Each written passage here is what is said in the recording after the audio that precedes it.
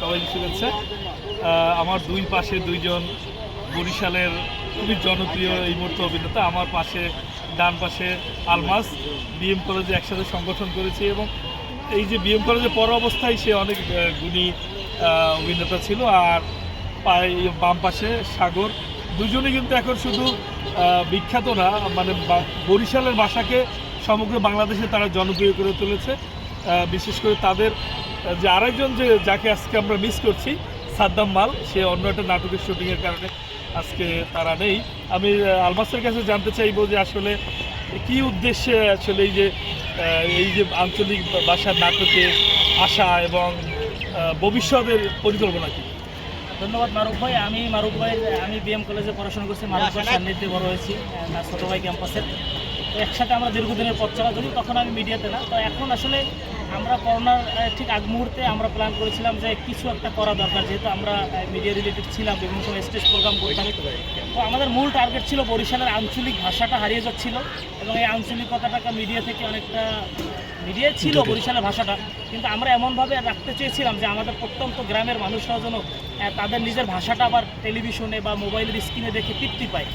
ওই জায়গাটা আমরা দায়িত্বটা নিয়ে আমরা শুরু করেছিলাম এবং সেই জায়গায় আমরা ইনশাল্লাহ সফল কিনা জানি না, সফলতার গল্পটা আপনারাই বলবেন। তবে আমরা চেষ্টা করেছি বরিশালের ভাষাটাকে বাঁচিয়ে রাখার জন্য এবং সেই ছোট গল্প থেকে শুরু করে আমাদের ব্যক্তিগত চ্যানেল থেকে শুরু করে এখন মেইন স্ট্রিমের মিডিয়াতে আমাদের একাধিক ধারাবাহিক সিরিয়াল চলছে। আমরা বরিশালের ভাষাসহ সাবলীল ভাষায় কাজ করছি। তো এই সব কিছু আপনাদের সাপোর্ট, দোয়া এবং ভালোবাসার জন্য।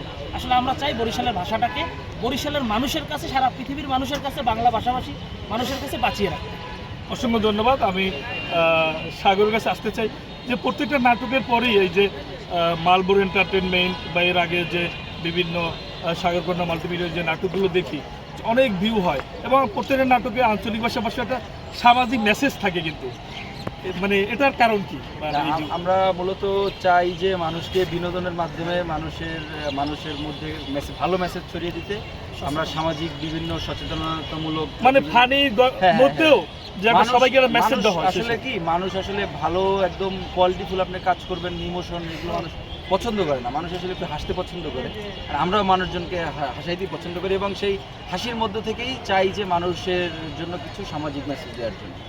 শেষ প্রশ্ন আলমাসের কাছে, আসলে করোনার সময় কিন্তু আমরা সবাই খুব মন খারাপ থাকতো।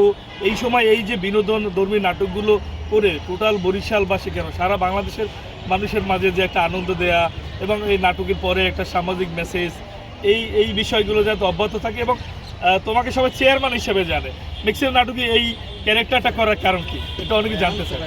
এটা হচ্ছে আপনার ধন্যবাদ। বিষয়টা হচ্ছে প্রথমত মানুষকে, সাগর যে কথাটি বলছে যে মানুষ হাসতে চায়, বেলা শেষে মানুষের মনে সুখ দুঃখ, পারিবারিক কষ্ট থাকে, সাংসারিক কষ্ট থাকে, ব্যবসায়িক লস টস সব মিলিয়ে সব জায়গায় মানুষের একটা মনের মধ্যে অশান্তি থাকে। তো ঘরে ঘুমাতে গিয়ে যদি মোবাইলটা হাতে নেওয়ার পর এমন একটা ভিডিও 30 সেকেন্ড বা 1 মিনিট একটা ভিডিও দেখে, যে ভিডিওটা সারাদিনের ক্লান্তিটা দূর হয়ে যায়, একটু হাসতে পারে। তো অনেক মানুষ হাসতে চায় কিন্তু হাসার প্রোডাক্ট পাচ্ছে না। তো আমরা চাচ্ছি আমাদেরকে দেখে যখন মানুষ হাসছে, আমরা চাই তাদেরকে আরও হাসাতে। আপনারা দেখেছেন আজকে মেডিকেলে শুটিং করতেছি, অনেক মানুষ আমাদের বিভিন্ন ডায়লগ দিচ্ছে এবং হাসতেছে।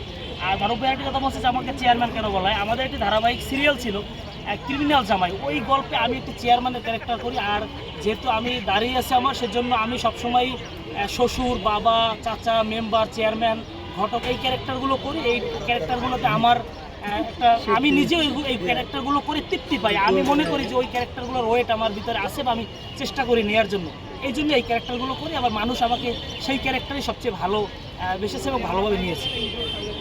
অসংখ্য ধন্যবাদ, সবাই ভালো থাকবেন। আর আমি বরিশালবাসী বা আমার যারা বন্ধুবান্ধব আছেন, আমি সবাইকে অনুরোধ করবো, অনেক হয়তো নাটক দেখেন না, আমিও একসময় দেখতাম না, এই নাটক দেখে আমার পরিবারে সবাই কিন্তু সবাই এই নাটক দেখে। আপনারাও বেশি নাটক দেখবেন, বাংলা নাটককে সাপোর্ট করবেন।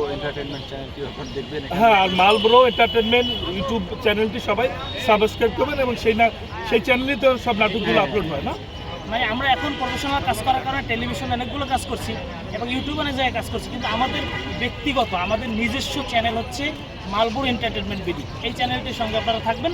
এখানে আমাদের কন্টিনিউ আমাদের মাসে 4 থেকে 5টি কাজ আমরা দিব আপনাদের বিনোদনের জন্য। তো সবাই আমাদের জন্য দোয়া করবেন। ধন্যবাদ।